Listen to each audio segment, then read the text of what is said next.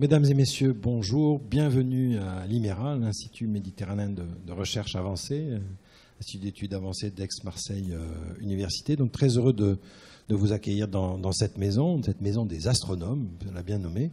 Donc on va être éclairé justement à partir un peu de connaissances. Et donc nous sommes dans le cadre d'un atelier de recherche sur les styles de vie en Méditerranée, dont c'est la 3e édition. Nous avions commencé cet atelier en 2018 avec Marielle Massé, qui est spécialiste de la littérature et qui a fait un grand livre sur les styles, publié chez Gallimard. Donc cet atelier de recherche est notamment soutenu par l'initiative d'excellence d'Aix-Marseille Université, Amidex. Et puis nous avons décidé, après cette première édition, de le prolonger avec Dionigi Albera, qui est ethnologue, anthropologue, qui a notamment beaucoup travaillé sur les lieux saints partagés, entre autres choses, et qui a de longues aventures communes à la Maison méditerranéenne des sciences de l'homme et même au MUSEM dans des expositions et des projets divers. Et puis avec notre anthropologue et politologue, qui ne peut pas être parmi nous aujourd'hui puisqu'il est au Maroc, qui est donc Mohamed Tozi, et qui, l'un et l'autre, avec Marilyn Crévillos, sont ceux qui ont dirigé cette très belle synthèse que j'amènerai peut-être tout à l'heure, qui est donc le dictionnaire de la Méditerranée, qui est paru en 2016 chez Actes Sud, et qui est un peu un livre somme de ces travaux, de ces études méditerranéennes.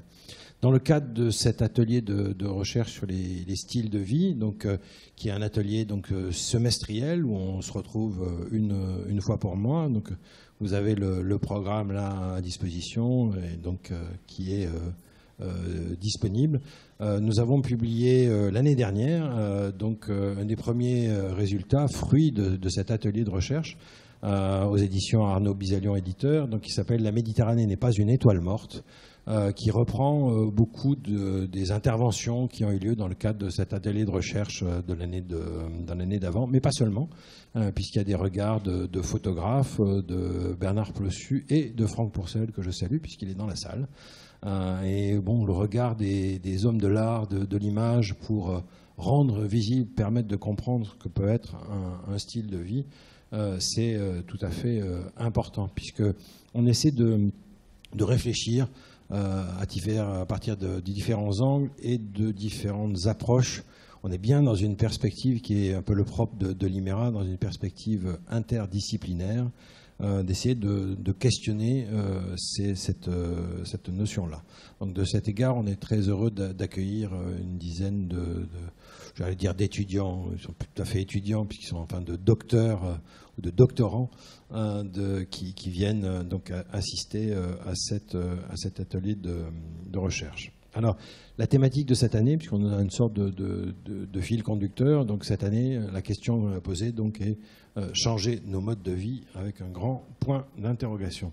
Et donc, histoire de bien commencer l'année et ce cycle, donc nous avons demandé à deux éminentes personnalités scientifiques, Joël Guillot et Wolfgang Kramer, avec un C, et donc ça a été écrit avec un K, et je m'en excuse, ça vient de moi, je disais qu'il y avait un tropisme cinématographique qui m'a fait écrire le nom ainsi, donc qui sont l'un et l'autre des fondateurs et animateurs de ce réseau. Alors en France, on aime beaucoup les sigles, donc MEDEC, Mediterranean Expert on Climate and Environmental Change, donc qu'ils ont créé en 2015, et donc ils vont nous présenter pendant une bonne heure, 1h15, un peu cette synthèse. Je pense on va avoir le temps qu'ils vous expliquent comment ils ont fabriqué toutes ces données. Et là aussi, on est vraiment dans une perspective interdisciplinaire.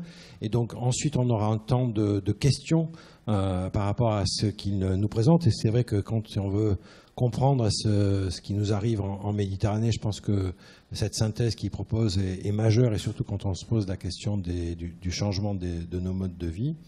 Et donc on aura un moment de débat, puis quand même une petite pause, histoire de respirer un peu. Et je pense qu'on sera une bonne heure et demie, 2 heures. Voilà. Et puis ensuite, avec Dionigi Albera fera une introduction un peu à la problématique du séminaire et l'articulation avec la question des modes de vie et des styles de vie. Et à nouveau, on pourra échanger. Donc, je vous souhaite une bonne soirée, une bonne écoute. Je remercie encore Joël Guillot et Wolfgang Kramer, à qui je laisse tout de suite la parole. Et bonjour à tous et merci d'être venus pour cette conférence. Je remercie Thierry de nous avoir invités. Alors bon, il a expliqué un peu le contexte de MEDEC. Hein. C'est un réseau qui va produire, et je reviendrai là-dessus en fin d'exposé, un rapport sur l'état de la Méditerranée face au changement climatique, qui est un rapport produit par de nombreux auteurs, un peu dans le style des rapports du GIEC. Alors voilà le plan de notre exposé. Je vais d'abord, on va se partager le travail. Hein. Moi je vais commencer, je vais vous parler un peu de ce qu'on appelle le statu quo. Donc c'est un peu l'état actuel du changement climatique. Comment est le changement climatique en région méditerranéenne actuellement? Ensuite on va parler ça sera Wolfgang qui le fera, des projections. Donc c'est ce qui va se passer dans le futur d'ici à la fin du XXIe siècle et les impacts, essentiellement les impacts, et puis les risques pour les populations et leur mode de vie. Ensuite, on va parler d'atténuation, d'adaptation. Il faut atténuer le changement climatique, donc il faut lutter contre le changement climatique et l'empêcher de dépasser certains seuils parce que ça deviendrait très difficilement gérable. Et puis, il faut s'adapter aux changements qui sont déjà en cours. Et on va un petit peu se focaliser après, ça fait bien partie des modes de vie, ça sur la production agricole et l'alimentation. Parce que là, il y a pas mal de choses à faire justement dans les deux situations d'atténuation et d'adaptation. Et puis alors, je terminerai avec une synthèse, vous expliquer un petit peu plus dans le détail ce qu'est MEDEC. Alors voilà, on y est pour la première partie. Alors, qu'est-ce que c'est la Méditerranée? On va commencer par le début. Hein, la Méditerranée, la région méditerranéenne, c'est un climat tout à fait particulier, qui a une position tout à fait particulière, à la fois, c'est une frontière entre les régions tropicales et les régions tempérées, avec une mer au milieu et une certaine topographie qui bloque ou favorise certaines circulations atmosphériques.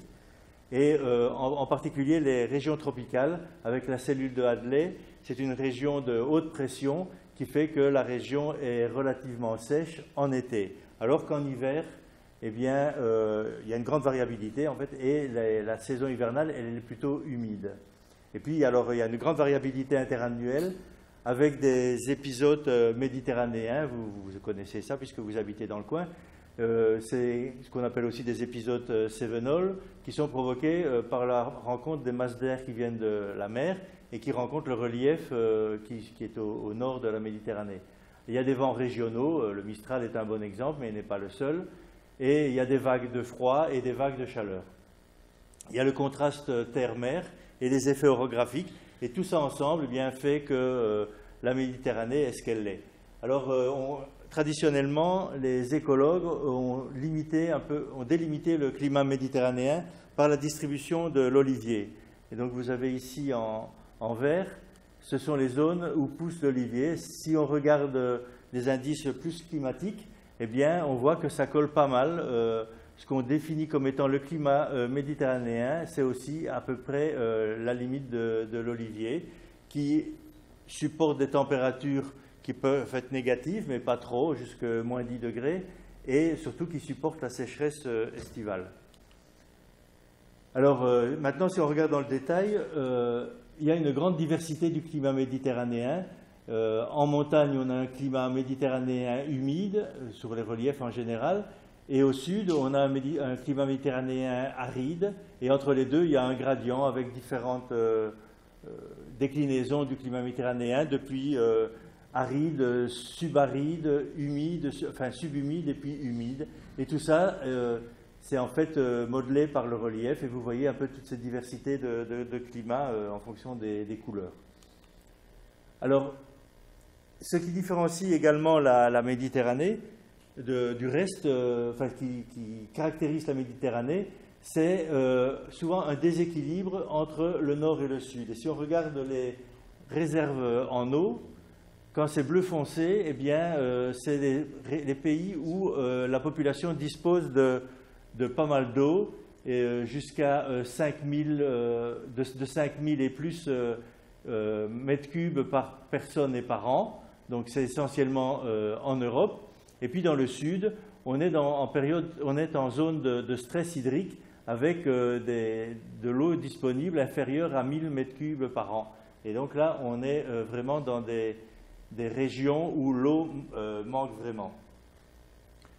Alors, une autre caractéristique, c'est l'empreinte anthropique. Et si on regarde la distribution de la population tout autour de la Méditerranée, on voit que les grandes villes, et dans certains cas comme Le Caire, Alexandrie, etc., Istanbul ici, ce sont des villes, des mégapoles très importantes, et elles sont toutes situées sur le littoral. Alors, si on regarde un petit peu l'évolution temporelle, en 2005, la moitié de la population était dans le nord, hein, et en 2025, ce ne sera plus que le quart. Et donc en 2005, au sud, eh bien, c'est la moitié également, évidemment, et les trois quarts seront en 2025. Donc ce déséquilibre entre le nord et le sud va s'accentuer aussi au niveau de la population. Et il y a un tiers de ces personnes qui vivent dans des régions côtières, sur le littoral, et en 2025, eh bien, il y en aura 174 millions d'après les démographes. Alors, au niveau de l'énergie également, ça fait partie, c'est un des chapitres du rapport MEDEC, et il y a aussi un déséquilibre. Il y a une forte accroissement, quand on compare ici 1995 à 2016, il y a une forte accroissement de la consommation d'énergie, et c'est au sud que l'accroissement est le plus fort, et c'est surtout des énergies fossiles qui sont de plus en plus dominantes. Donc il y a vraiment un problème dans à la fois le déséquilibre dans la consommation qui s'accroît beaucoup plus au sud, et qui surtout devient de plus en plus fossile par rapport au nord. Alors bon, maintenant je passe la parole à Wolfgang. Oui, moi aussi, je remercie pour l'invitation. Je m'excuse un peu pour mon accent germanophone. Le but, évidemment, pour nous, c'est aujourd'hui de mettre en relation les changements que nous observons, que nous attendons pour la Méditerranée avec les aspects de mode de vie ou de style de vie. Il faut souligner d'abord que moi, comme Joël, je suis élevé complètement dans les sciences naturelles, mais il est normal, je crois, qu'on interagisse de plus en plus avec les décideurs, avec le grand public, qu'on s'interroge effectivement quels sont les risques de ces changements pour les populations et quelles sont les possibilités de chacun d'entre nous à réagir, à se comporter éventuellement pour éviter le pire de ce qui se présente en connexion avec les changements climatiques et d'autres changements environnementaux. Et par rapport aux slides, on est bien prêt à les fournir après en PDF. Il n'y a pas un problème avec ça. Ça, c'est une simple évolution de la température telle qu'elle a eu lieu depuis dans les derniers 120, 130 ans. Et ce qu'on voulait surtout montrer avec cette courbe, c'est qu'avec ces deux courbes, en fait, qu'il y a une grande différence entre le réchauffement global, qui est connu, que tout le monde a bien intégré maintenant qu'il existe. Il y a encore quelques-uns qui s'amusent en le mettant en question, mais heureusement, on n'est plus trop dans ces débats-là. Les thermomètres parlent pour eux-mêmes. Donc, on a cette situation où globalement la température a monté grosso modo 1 degré depuis le pré-industriel, mais en zone méditerranéenne, il y a presque 1,5. En fait, ça c'est fait aussi déjà 2 ans qu'on a fait cette courbe. Et c'est effectivement important à noter. Il est important à noter en même temps, c'est quelque chose que la Méditerranée partage avec beaucoup d'autres régions où y vivent les gens. Donc largement la terre où il y a des populations, elle se réchauffe plus vite surtout dans les grandes villes, mais aussi autour, que le moyen de la planète, parce que le moyen de la planète, ça inclut les grands océans, où il y a naturellement moins de réchauffement que c'est le cas ailleurs. Donc c'est important d'insister sur les 1,5 degré déjà fait, déjà vécu en Méditerranée, mais en même temps, c'était pas une grande découverte. Ça c'était connu depuis un moment. Ce qui est plus important, autrement important, c'est quel est l'avenir, quelle est la situation qui est prévue pour le 21e siècle. Et cette graphique, elle reprend un format, une façon de montrer des scénarios qu'il faut comprendre et qui est déjà utilisé par le GIEC dans beaucoup de contextes. Il faut réaliser qu'il y a une différence entre un scénario, disons, pessimiste, on peut aussi l'appeler réaliste, on est certainement sur ce chemin-là actuellement, ou un scénario vraiment optimiste avec un meilleur effort de tous les pays sur la planète à tenir les engagements faits au moment de l'accord de Paris en 2015. Donc, typiquement, vous allez voir, pas tant dans la présentation aujourd'hui, mais dans d'autres présentations, c'est cet écart-là, cet grand écart entre deux scénarios de réchauffement. Et parfois, c'est interprété comme « Ah, vous, les scientifiques, vous ne savez rien. Est-ce que vous ne pouvez-nous pas, enfin, après toutes ces années de recherche, donner un chiffre de réchauffement ?» Ben non, parce que ce n'est pas une incertitude scientifique, c'est une incertitude humaine, politique et sociétale.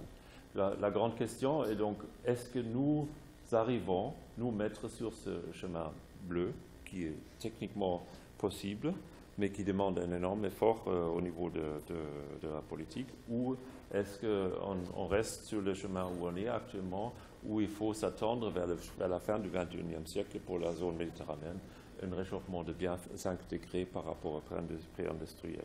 Ce qui est évidemment une catastrophe, et le but de notre analyse, c'est un peu de s'interroger qu'est-ce que ça implique dans la réalité, ces 5 degrés. Une illustration de ce type qui va direct à la façon de vivre ou à la qualité de vie et la santé des populations, c'est une étude d'un de nos collègues qui a fait au Chypre, au Cyprus Institute, Jos Lelyfeld, qui s'est interrogé sur les grandes villes de l'Est de la Méditerranée. Comment les périodes les plus chaudes en été, évidemment, vont se développer. Et dans toutes ces villes, ils ont trouvé que la distribution entre les nuits les plus chaudes et les nuits un peu moins chaudes, dans un été, par exemple à Istanbul ici, va complètement se mettre en décalage avec la situation actuelle. Ça veut dire ce qui est une nuit ou une période la plus chaude, aujourd'hui, elle sera moins chaude que le minimum dans l'avenir. Le minimum, encore une fois, des nuits les plus chaudes. Hein. Vous regardez chaque année, ou des périodes les plus chaudes, vous regardez chaque année qu'est-ce que sont les nuits les plus chaudes, et vous trouvez donc cette distribution aujourd'hui, et dans l'avenir, elle est complètement dépassée par plusieurs degrés, plus que 5 degrés, parce que ces situations extrêmes peuvent surtout dans les grandes villes, peuvent dépasser aussi les 5 degrés indiqués par l'autre slide. Donc une situation qui va être difficilement vivable, surtout pour tous ceux qui peut-être n'ont pas la clim ou qui n'ont pas d'autres moyens, ont des difficultés de se protéger techniquement contre ces conditions-là. Une conséquence du réchauffement, c'est effectivement aussi une forte réduction des ressources en eau. Et on peut la montrer par plusieurs façons, et on a juste choisi celle-ci pour indiquer que, encore une fois, pas seulement comme il avait montré Joël, il y a déjà moins de ressources en eau dans le sud, mais aussi le risque de perdre encore ces ressources-là, il est beaucoup plus grand dans le sud.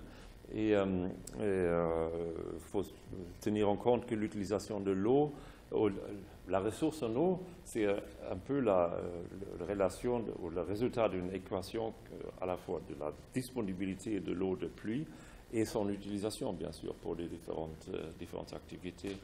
Et avec des modes de production dans l'agriculture aujourd'hui, il est clair que l'irrigation, elle va peut-être pouvoir bénéficier d'un développement technologique au niveau de la désalinisation de l'eau de mer, mais c'est toujours tôt, et on ne peut pas encore aujourd'hui s'imaginer que les risques pour les ressources en eau, pour les pays du Sud, surtout, peuvent être complètement compensés par les moyens techniques.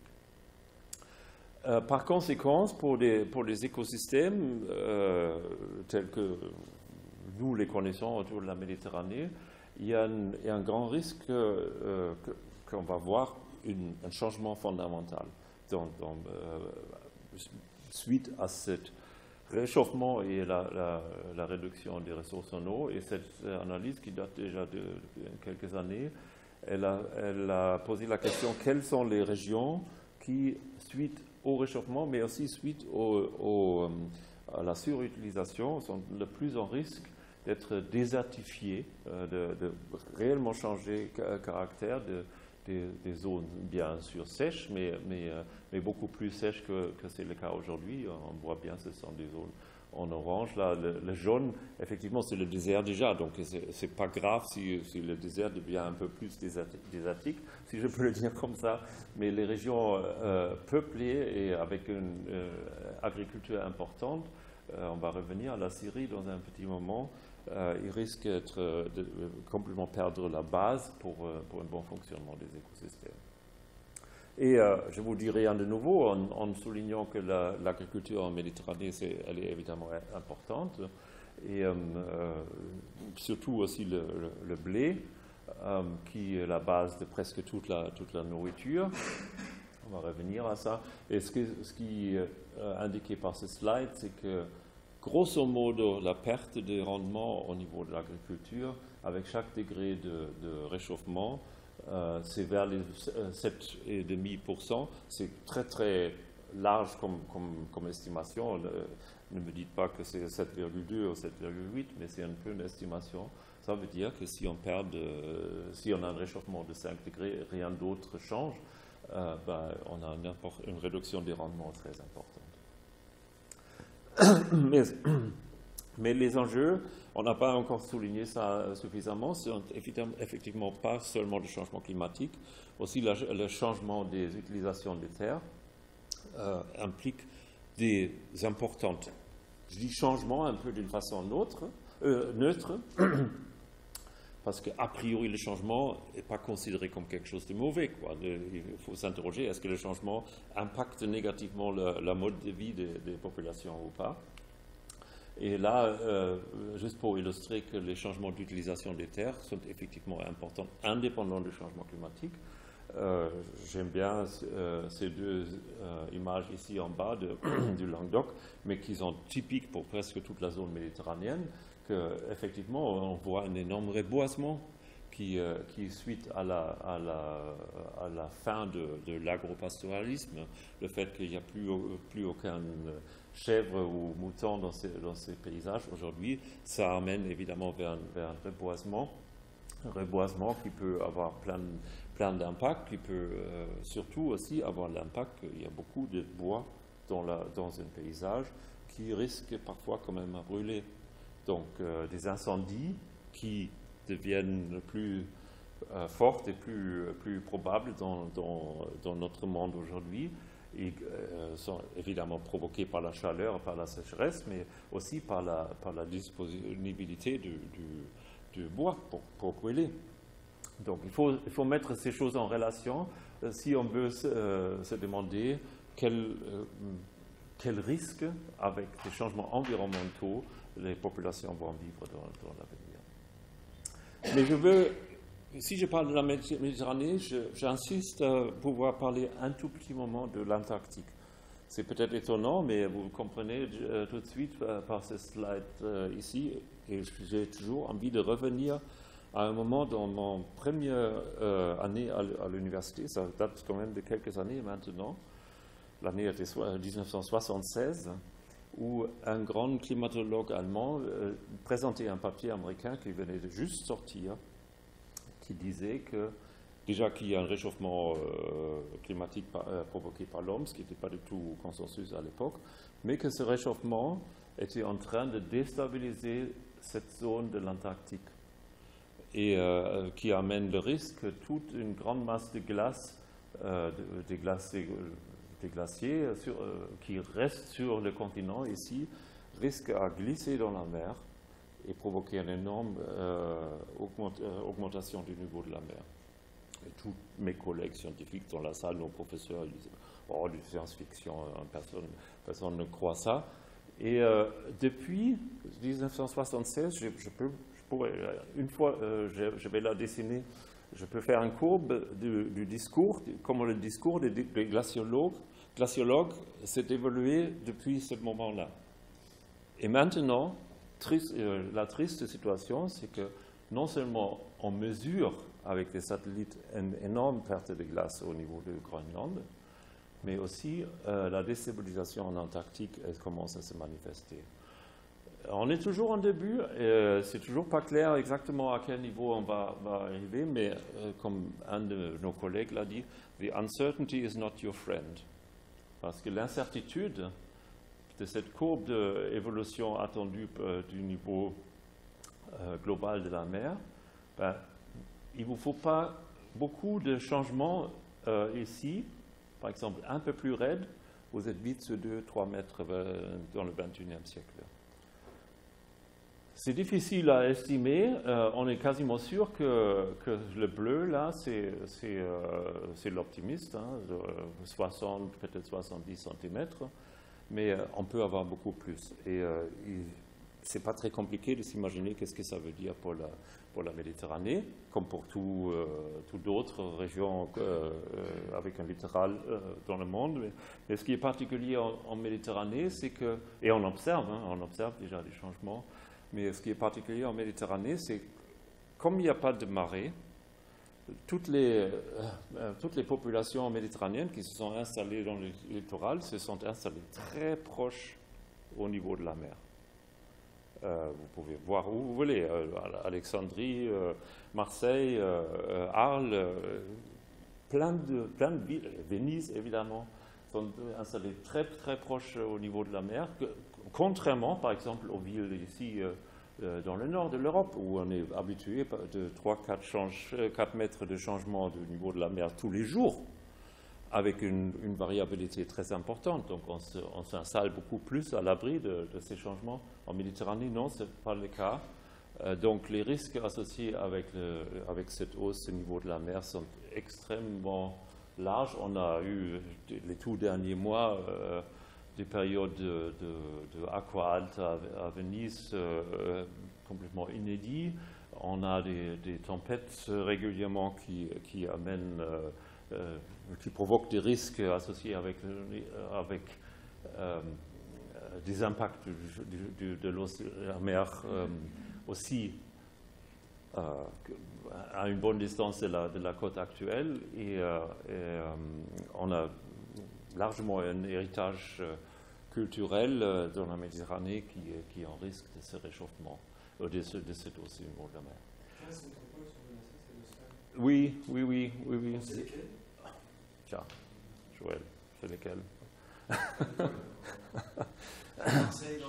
Oui, j'ai pas la liste, en tête qui était utilisée pour ces infographiques là. Ouais.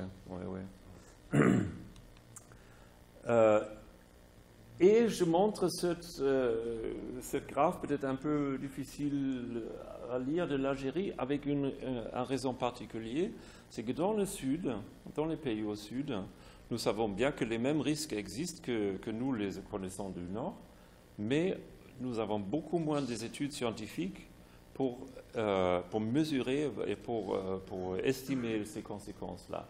Et là, il y a une étude, oui, c'est bien, ça montre la situation dynamique des côtes en Algérie, mais largement, si vous faites une carte avec toutes les connaissances sur les risques associés avec le montée du niveau de la mer, ben, la carte, elle a plein de points dans le nord. Et elle donne vite l'impression que les risques sont tous dans le nord. Mais en réalité, non, ce n'est pas le cas du tout. C'est juste que les efforts scientifiques pour estimer les risques sont plus importants dans le nord et les données sont beaucoup plus riches dans le nord. Et ça, en soi-même, crée une inégalité de plus entre le sud et le nord, parce que le sud, et ça c'est aussi à l'échelle globale, le sud a beaucoup plus mal à demander des compensations, des aides, pour les risques associés avec les changements climatiques, parce qu'on les connaît beaucoup moins. Oui, vite, 2-3 mots sur j'ai déjà parlé de l'agriculture, mais au niveau de la pêche, évidemment, il y a des risques aussi directement liés avec le réchauffement et aussi avec des conséquences indirectes du réchauffement. Vous voyez, notre bleu, là, on ne le voit pas du tout bien. Mais ça, c'est dans le rapport que Joël va mentionner à la fin. Ces petites sommaires sont marquées. Ce qui est important pour la pêche, comme pour d'autres secteurs, c'est que c'est jamais que le réchauffement, c'est toujours l'interaction entre le réchauffement et, par exemple, la surpêche et la pollution et l'arrivée des espèces invasives qui impactent négativement la ressource. Et il y a un facteur qu'on n'a pas encore mentionné, qu'on regroupe avec le réchauffement également, c'est l'acidification de la mer. C'est un processus tout simple. Si vous demandez comment une bouteille de l'eau minérale est produite, on prend de l'eau et on augmente la quantité de CO2 dans l'air, dans le même conteneur, et forcément l'eau va absorber le CO2. Donc ça nous donne une eau plus acide, plus agréable à boire. Mais au niveau de la mer, ça a un impact très très vite, très négatif sur beaucoup des espèces, cette acidification, y compris des espèces qu'on aime manger et qui sont économiquement importantes pour les pêches aussi en Méditerranée, comme ailleurs. Donc on est un peu au début de la connaissance sur ces impacts de l'acidification, mais c'est clair que les tendances sont les mêmes comme pour le réchauffement. En fait, grâce à la capacité de l'océan d'absorber un peu de notre CO2, on a un peu moins de réchauffement que nous le mériterons, en quelque sorte. Mais donc, on commence à comprendre que la mer, son absorption de ce CO2, ça amène ça provoque des conséquences négatives pour la pêche et pour l'écosystème marin. Et finalement, il y a des aspects santé, d'autres aspects santé. J'ai déjà parlé des canicules dans les villes, et évidemment, l'impact sur l'agriculture et la pêche, ça impacte aussi la santé, mais aussi des maladies qui se distribuent beaucoup plus au nord, plus facilement que c'était le cas avant. Là, malheureusement, il n'y a pas toute la Méditerranée, mais la moustique tigre, ça, c'est une de ces espèces qui, avec le réchauffement, se distribue beaucoup plus facilement que c'était le cas avant. Et qu'est-ce qu'il transporte encore, le moustique tigre? C'est diverses maladies infectieuses. Je m'excuse que je n'ai pas en tête exactement lequel c'est. Ouais. Oui, pour revenir à l'énergie, Joël a déjà montré l'inégalité au niveau de l'utilisation de l'énergie. On peut et on doit aussi estimer les futures demandes de l'énergie qui sont de l'origine effectivement de la population qui augmente, mais aussi de l'amélioration qu'on souhaite effectivement pour les populations du Sud. Je crois que je ne vais pas vous présenter ces scénarios-là en détail, mais je voulais juste clarifier que notre travail, ce n'est pas simplement regarder une courbe de température et demander les conséquences, mais il faut regarder la démographie, il faut regarder l'énergie, il faut regarder les conséquences d'un changement du trajectoire au niveau de l'énergie ensemble. Et il y a toute une littérature scientifique qui permet d'intégrer ces facteurs et nous essayons d'analyser cela. Je crois que ça c'est le dernier slide de cette partie. Il y a souvent la question, dans les projections, est-ce qu'on peut analyser le risque des conflits et des guerres? C'est effectivement une question de très grande importance. Mais c'était aussi beaucoup de polémiques autour de cette question, surtout après la sortie de ce papier-là en 2015 dans le Proceedings de National Academy of Sciences des États-Unis, où les auteurs avaient montré juste une illustration. Parfois, ça c'est pas très juste non plus, parce qu'il y a des choses beaucoup plus élaborées dans le texte de cet article. Mais ce qu'ils ont noté, c'est que dans la région de la Syrie, autour de la Syrie, il y avait des sécheresses beaucoup plus importantes au début du XXIe siècle que c'était le cas historiquement. Et ça a effectivement déstabilisé, indépendamment de la situation politique dans le pays, ça a déstabilisé le secteur agricole d'une façon énorme, d'une façon qui a rendu impossible pour une grande partie de la population rurale de continuer avec l'agriculture. Donc, personne ne va dire que ce grand problème environnemental qui est arrivé dans le pays aurait provoqué le conflit ou la guerre en Syrie. Certainement pas. Mais la situation était fragilisée d'une façon très importante, et on ne peut pas nier non plus que donc, ce changement climatique provoqué par nos émissions au niveau mondial ont aggravé la situation à un tel point que soit peut-être le conflit d'une partie plus tôt ou d'une façon plus dramatique, mais surtout, ça on ne sait pas, mais surtout que le nombre de réfugiés a augmenté de plus. Encore une fois, si j'interviewe une partie de ces populations de réfugiés, je ne peux pas dire toi tu es un réfugié politique, toi tu es un réfugié climatique, c'est impossible, ça n'a pas de sens. Mais la liaison entre les deux, elle est quand même, elle existe quand même, elle est importante. Bon, je te laisse parler de l'atténuation.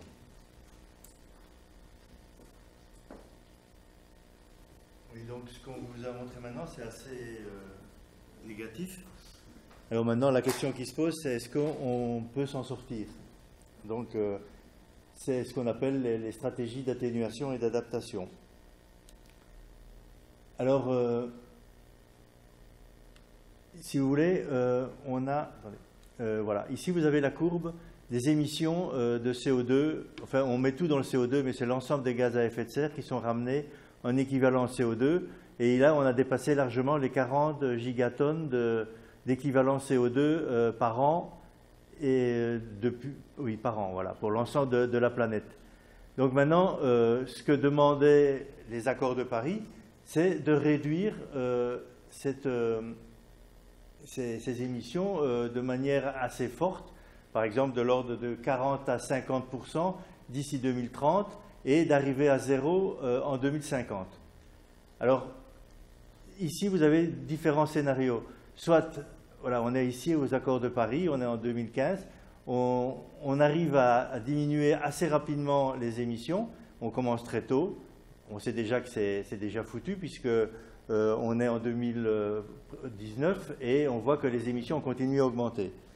Alors, si on l'avait fait déjà à ce moment-là, on aurait pu, disons, le faire de manière un peu plus cool, si vous voulez, pour arriver à zéro émission, là, à partir de 2050. Plus on attend, plus on part de haut, et plus il faudra aller vite pour arriver au même résultat. Donc, c'est les différents scénarios, et ici, en rouge, si vraiment on attend très très longtemps, il faudrait diminuer de manière presque instantanée les émissions, ce qui serait, à mon avis, politiquement pas faisable. Donc, voilà la situation telle qu'elle est. Alors, quand même, ce qui est positif, c'est qu'on a encore un bond à polluer de 420 gigatonnes par an, au total, pardon. C'est-à-dire que si on peut encore émettre 420 gigatonnes et on arrivera à maintenir la température à 1,5 degré au-dessus de la moyenne pré-industrielle. Si on dépasse ces 420 gigatonnes, par exemple si on arrive à 1500 gigatonnes, eh bien la température sera de l'ordre de 2 degrés. Donc pour pouvoir rester à 1,5 degré comme le préconisaient les accords de Paris, donc c'est-à-dire on n'a plus qu'un demi-degré de marge, hein, puisqu'on est déjà à 1 degré et même un peu plus. eh bien, il faut limiter ces émissions futures à 420 gigatonnes, les émissions additionnelles. Alors, oui, bon, ça je l'ai dit. Voilà, alors, voilà comment on peut faire. Soit on arrive à diminuer les émissions, donc à ce moment-là, par des économies d'énergie en passant aux renouvelables. C'est le scénario numéro 1, donc c'est ce qu'on appelle le scénario de la maîtrise d'énergie. Et on ne va pas utiliser des méthodes trop importantes d'absorption du carbone, hein, parce qu'on a quand même des moyens d'absorber du carbone. C'est par exemple reboiser, on en parle beaucoup. Vous faites 1 kilomètre en avion, vous plantez un arbre. Bon, ça c'est la théorie, mais c'est grosso modo l'arbre par la photosynthèse a besoin de carbone pour se développer et donc il absorbe le carbone de l'air. Donc si on diminue très rapidement les émissions, on sera dans ce scénario-là et on pourra le faire avec des méthodes qui sont relativement douces. Parce qu'il est à peu près hors d'atteinte l'idée qu'on puisse arriver à zéro émission uniquement en réduisant les émissions de fossiles. Il y a forcément nécessité d'absorber, on va continuer à utiliser de l'énergie fossile, du pétrole, du charbon, du gaz naturel, et donc il va falloir forcément utiliser des méthodes qu'on peut dire naturelles ici pour absorber une partie de ces émissions. Alors, si maintenant on traîne un peu plus, on a le scénario numéro 2, alors c'est une transition diversifiée. À ce moment-là, c'est ici, vous voyez, en jaune et en orange, ce sont les stratégies d'absorption du carbone, de capture du carbone qu'on doit mettre en place. Alors, en orange, c'est comme ici, ce sont les stratégies 12, par exemple l'utilisation des arbres. On y reviendra, c'est l'agroécologie, les sols qui ont quand même une grande capacité d'absorber du carbone. Et puis, en jaune, ce sont des méthodes un peu moins naturelles. Une des méthodes, par exemple, consisterait à brûler du bois dans des centrales à biomasse et capturer le CO2 à la cheminée, à la sortie de la cheminée, et enfouir ce CO2 dans des couches géologiques, par exemple. Ça, c'est une méthode qui est déjà un peu moins naturelle. Et vous voyez ici, avec le scénario 2, eh bien, il faudra utiliser aussi des méthodes qui sont moins naturelles. Et avec un scénario 3 où on traîne encore plus pour réduire nos émissions, eh bien, il faudra que les réductions d'émissions, que les absorptions de carbone soient très fortes, donc avec une utilisation très forte de méthodes qu'on appelle ici BECC, c'est biomasse et le E, je ne sais plus ce que c'est. Énergie, oui. And capture of carbon et le D. Ah non, c'est en français ça, hein. Oui, enfin bon. En anglais, c'est BE. Comment BECS, ouais. Voilà. Et alors, si vraiment on traîne énormément, on est dans le dernier scénario, et vous voyez le jaune, ce sont ces méthodes. Il faudra en plus faire appel à de la géo-ingénierie. Il y a des essais qui se font, hein. Par exemple, semer du fer sur les océans pour activer la production planctonique qui est capable d'absorber du CO2. Il y a aussi des méthodes.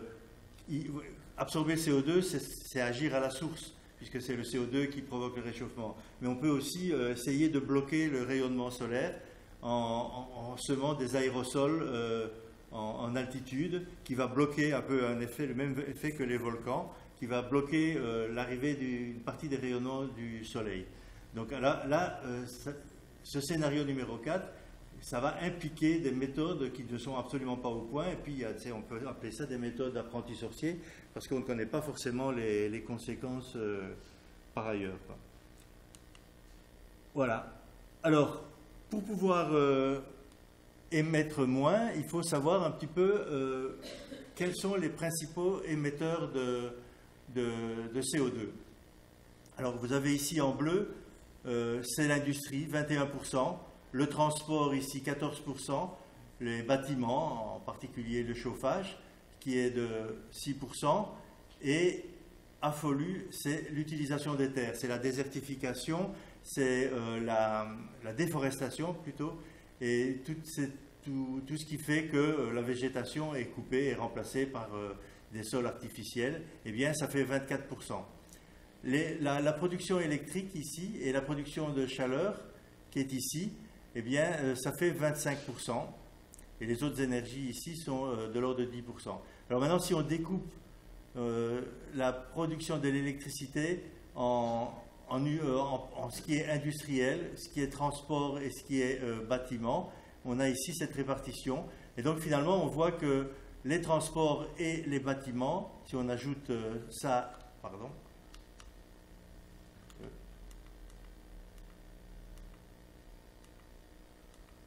on va y arriver, voilà. Si on ajoute cette partie-là avec cette partie-là, on voit qu'il y a des possibilités au niveau de l'isolation des bâtiments, par exemple. Il y a des possibilités également au niveau de la production d'énergie renouvelable. Les transports également, c'est quelque chose qui peut 14% ici. Donc, il y a des possibilités en remplaçant les voitures individuelles, en particulier thermiques, par des transports collectifs. Donc, voilà un petit peu le tableau où on doit agir pour réduire les émissions.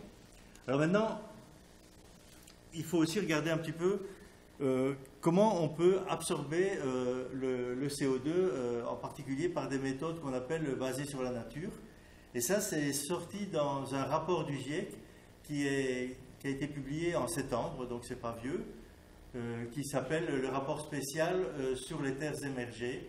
Et il étudie un peu la situation de ces terres émergées, leur rôle, etc., et surtout les impacts du changement climatique, mais également il étudie des solutions basées sur la nature. Par exemple, le reboisement, donc les zones qui ont été boisées jadis et qui ne le sont plus, qu'on pourrait reboiser, de nouvelles zones qui n'ont jamais été boisées et qui pourraient l'être, en anglais c'est afforestation, la production des bioénergies avec capture de carbone et stockage, voilà le fameux BECCS. Voilà, donc ça c'est basé sur le bois en fait. Il faut savoir aussi que la déforestation et la destruction des zones humides, c'est 15% des émissions.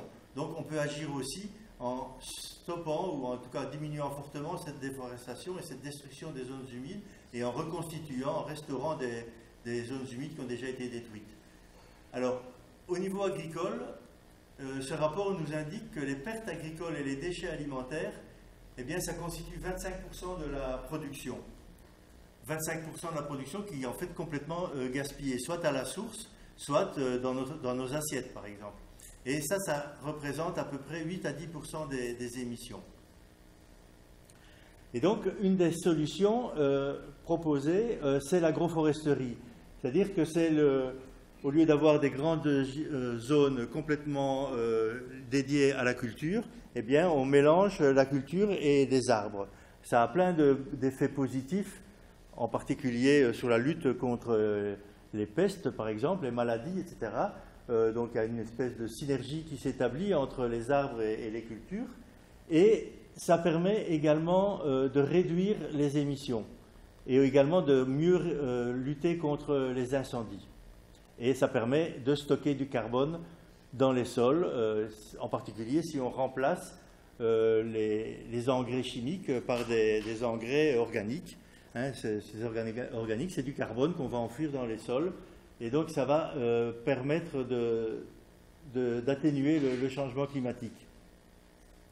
Et donc ça se fait par l'amélioration des sols. Alors là, on est dans le domaine de l'agroécologie, qui permet de stocker le carbone. Et il y a un programme qui a été lancé lors de la COP 21 à Paris en décembre 2015, qui s'appelle le programme 4 pour 1000, qui raconte en fait, le 4 pour 1000, ça nous dit simplement, et c'est un chercheur de l'INRA qui est au CEREJ, qui a émis cette hypothèse dans un article qu'il a publié en 1999, donc vous voyez que c'est assez ancien, c'est Jérôme Balédan, et il nous dit que s'il suffirait de stocker dans les sols 4 pour 1000 de carbone, une augmentation de 4 pour 1000 de carbone par année, et ça permettrait de compenser les émissions anthropiques.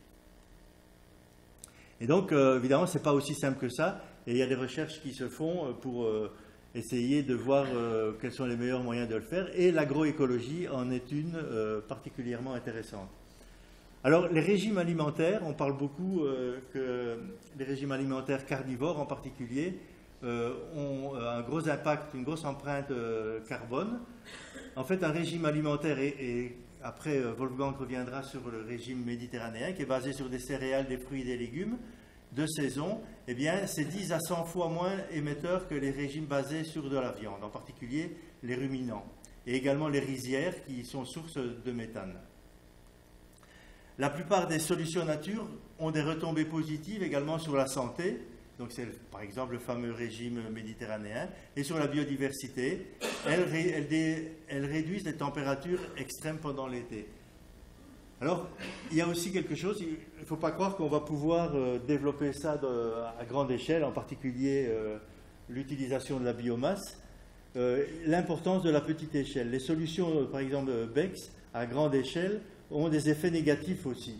Il faut par exemple 5 millions de kilomètres carrés de boisement pour limiter la température à 2 degrés, soit 8 fois la France. Donc vous voyez bien les impacts que ça peut avoir sur la biodiversité si on se met à reboiser des grandes surfaces et également en compétition avec la production alimentaire.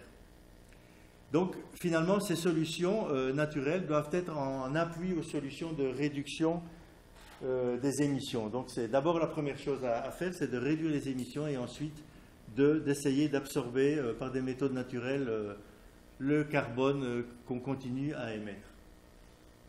Alors, je ne vais pas insister là-dessus, je vais juste aller ici sur la phrase qui est en rouge, qui a été calculée par des économistes que maintenir la température globale à 1,5 degré, ça coûterait à peu près entre 71 et 150 000 milliards de dollars jusqu'en 2050.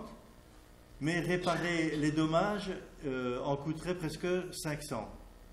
Et on arrive à ce chiffre-là pour un réchauffement de l'ordre de 3,7 degrés. Donc ça coûterait en fait 3 à 7 fois plus de simplement réparer les dommages. Donc en fait déléguer le problème, reporter le problème aux jeunes générations qui devront, eux, se coltiner le réchauffement climatique. Eh bien ça leur coûtera 3 à 7 fois plus que pour nous maintenant limiter le réchauffement à 1,5 degré. Voilà. Donc pour faire simple, eh bien, la non-action coûte 4 fois plus que l'action sur le climat. Voilà. Je repasse la parole à Wolfgang. Voilà. Oui. Donc on va y arriver. Donc Joël a déjà dit plein de choses sur l'utilisation des terres et je vais reprendre ça un peu avec un peu plus de détails et je suis en situation de le faire grâce à une collègue qui est aussi mon épouse, mais ce n'est pas important dans le contexte. Il travaille avec nous dans le contexte de notre LabEx au TMED, Albert Bondeau, qui s'intéresse beaucoup à cette question. Je dis ça oui, pour rendre hommage à elle, mais aussi pour dire qu'on pourra parler bien d'autres secteurs, par exemple le transport, bâtiment, utilisation d'énergie, et on pourra avoir des argumentations similaires pour la Méditerranée, qu'il y a des changements possibles. Il n'y a pas de solutions faciles, simples à télécharger et appliquer, mais que je parle du système agricole, de l'alimentation, c'est un choix un peu presque aléatoire. On aurait pu parler d'autres choses aussi. Mais qu'est-ce qu'on veut dire? Un élément qui était déjà dans ce qu'il vient de dire Joël, comme conclusion d'un rapport global du GIEC, mais ce qui s'applique surtout en Méditerranée, qui a des modes de production en agriculture qui ont des impacts différents qu'un à l'autre. Et classiquement, traditionnellement, l'agriculture méditerranéenne a été quand même déjà multifonctionnelle. C'est assez normal dans plusieurs systèmes d'utilisation des terres en Méditerranée de mélanger des cultures, des légumes, des fruits, des arbres, du blé. Et de plus en plus, la recherche montre que ce sont ces systèmes-là qui à la fois sont plus résilients contre le changement climatique que, par exemple, les grandes monocultures en blé ou en maïs ou autre chose, et ils stockent plus de carbone.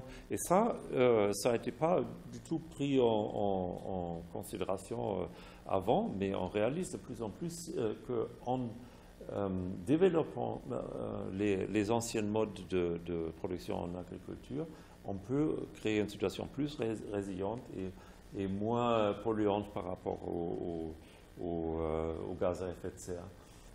Une chose, par exemple, que les études ont montré, que l'agroforesterie, donc le mélange entre les arbres et des cultures, ça peut être plein de différentes cultures, hein, ce n'est pas que le blé, ça peut directement augmenter le stockage du carbone dans les sols et rendre un système beaucoup moins fragile par rapport aux sécheresses, parce que les arbres sont des racines qui vont beaucoup plus profondes dans la terre et qui ont accès à de l'eau qui normalement sera inaccessible juste pour les cultures.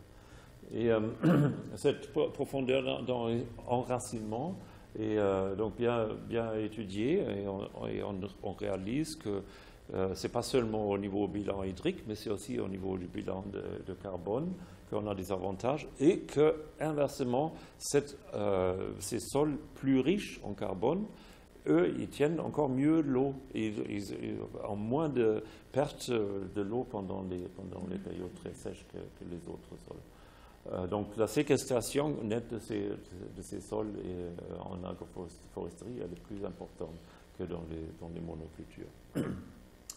Et donc il y a des études systématiques, je crois que le temps avance un peu, donc je ne vais pas rentrer en détail, en plus la projection n'arrive pas très bien, mais juste pour indiquer que ce sont des résultats qu'ils ont obtenus aussi dans les études en Maghreb. Ce n'est pas juste les recherches européennes qui ont montré aussi en Égypte et en Palestine. On a maintenant des études expérimentales qui montrent que ces systèmes multifonctionnels peuvent être un grand avantage par rapport au changement climatique. Un autre élément, totalement un autre aspect de la résilience des systèmes agricoles par rapport au changement climatique, c'est de rassurer que les agriculteurs ont d'autres moyens à vivre au-delà de la production de la nourriture. C'est l'agritourisme qui est évidemment aussi une grande histoire. Ce n'est pas quelque chose inventé dans les dernières années, mais on peut facilement montrer qu'une agriculture qui permet d'avoir d'emplois dans les zones rurales, qui grâce à l'agritourisme, grâce à les revenus apportés par les touristes, elle est plus stable, elle tient mieux dans les conditions variables, et elle permet de garder une couverture de bonne végétation multifonctionnelle dans les zones rurales, et en comparaison avec les grandes monocultures classiques. Donc ça nous amène vers l'histoire de l'alimentation. Qu'est-ce que c'est où on est avec cette nourriture méditerranéenne que Joël a déjà noté. Effectivement, la quantité des fruits et légumes et les céréales dans l'alimentation méditerranéenne, elle est importante, mais ça ne veut pas dire qu'il n'y a pas de poisson et pas de viande. Et une question souvent posée par rapport au mode de vie, quand nous faisons nos présentations sur la nécessité de réduire les émissions de gaz à effet de serre, il y a toujours quelqu'un dans le public qui dit il faut toujours tout de suite devenir des végétariens. Il y a toujours quelqu'un qui insiste. Parfois, il y a même un petit groupe qui dit en fait, il faut être vegan parce que sinon, la planète va pas s'en sortir. Et en fait, c'est faux. Ce n'est pas seulement une question d'opinion ou de style de vie ou quelque chose comme ça, mais c'est faux. Il y a des régions dans le monde où la meilleure façon de produire des protéines, prenons en compte tous le climat et autre chose, est par l'animal, parce que l'animal peut brouter dans les zones sèches et produire du lait, de la viande, et donc des fromages et d'autres choses, de façon aucun autre mécanisme ne peut le faire. Donc, et en plus, dans une agriculture multifonctionnelle, aussi d'autres animaux ont leur place, et ont leur place dans le recyclage, par exemple, des nutriments dans la ferme. d'avoir un cochon sur une ferme qui mange tous les restes de la production qui n'ont pas mangeables pour l'homme. C'est tout à fait naturel et rien n'empêche au niveau du climat après manger ce cochon. Et pareil, en mer, là, une pêche durable, une pêche qui permet la reproduction des stocks des poissons, elle représente une façon de garantir la sécurité alimentaire pour les populations qui est très importante. Donc, on peut s'interroger où on va avec la production de la viande sur la Terre, et c'est clair que l'augmentation de la production industrielle de la viande, elle est catastrophique. Elle amène vers des conditions de vie déjà horribles pour les animaux et elle a un très grand impact sur le climat. Je ne nie pas du tout cela. La question est, est-ce qu'on peut développer une agriculture multifonctionnelle qui nous permet à garder la viande comme une partie de cela. Et l'IDRI, l'Institut de développement durable, je ne sais pas, il m'échappe là la traduction de l'IDRI, mais un think tank parisien qui travaille bien sur les questions de développement durable. Et là, c'est vraiment dommage que la projection n'est pas très bonne. Ils ont fait une analyse comparative entre le système. Oui, c'est un peu mieux. Ouais, c'est un peu mieux. À gauche, donc, le système agricole en France, tel qu'il est aujourd'hui, en regardant à la fois la production végétale et la production animale, et qu'est-ce qu'il devient avec ces produits et d'où ils viennent les ressources pour cette production.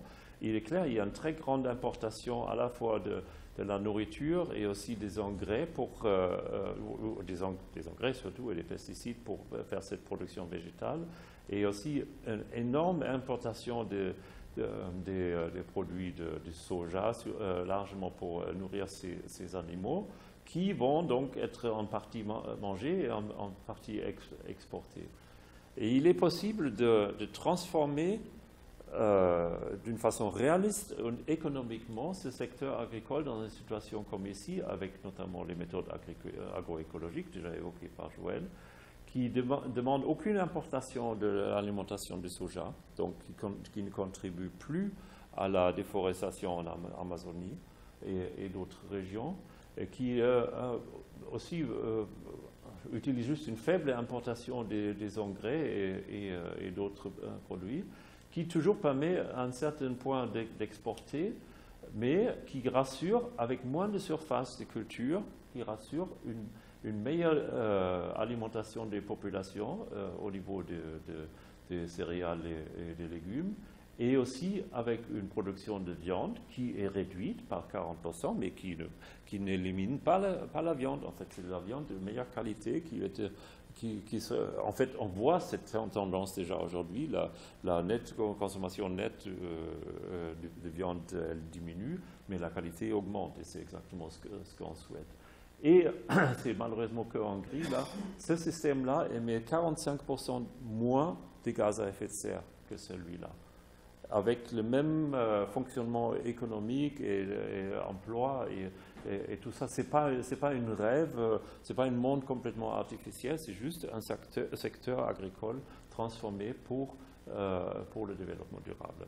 Et donc là, les systèmes multifonctionnels, comme on les connaît en Méditerranée, sont évidemment importants. Et un aspect aussi tiré pas des travaux, mais des recherches en littérature de Albert Bandeau, c'est que c'est intéressant pour le mode de vie qu'il y a un aspect, une comparaison intéressante à faire entre les agriculteurs masculins et féminins. Déjà, dans les pays riches, on note que le taux de végétariens, des vrais végétariens, entre les femmes est plus important que pour la totalité de la population. Et on a une forte augmentation actuellement de l'implication féminine dans la production. Et parmi les moins de 40 ans, cette proportion bio, elle est plus élevée que pour les masculines. Donc, apparemment, la transformation du secteur agricole dans plein de pays vers le bio, vers les façons plus durables, elle est portée particulièrement par les femmes. Et aussi, ce qui est très intéressant, et vous le vivez probablement tous de plus en plus aussi ici, le circuit court, la vente directe des produits de la ferme en ville, et aussi la diversification. Apparemment, il y a une beaucoup plus grande volonté féminine de s'engager dans cette direction-là. Et aussi, ce n'est pas qu'en France ou qu'en Europe, il y a aussi des études américaines qui ont montré les résultats similaires. Ça ne veut pas dire qu'il faut arrêter pour les hommes de faire l'agriculture, mais il faut peut-être se laisser inspirer par les femmes. Donc, ça, c'était un peu long, mais je laisse Joël finir avec la synthèse sur le fonctionnement.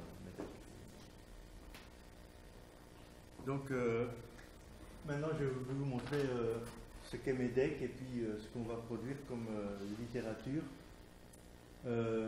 On a sorti en octobre, il y a eu un petit battage médiatique là-dessus, en octobre 2019.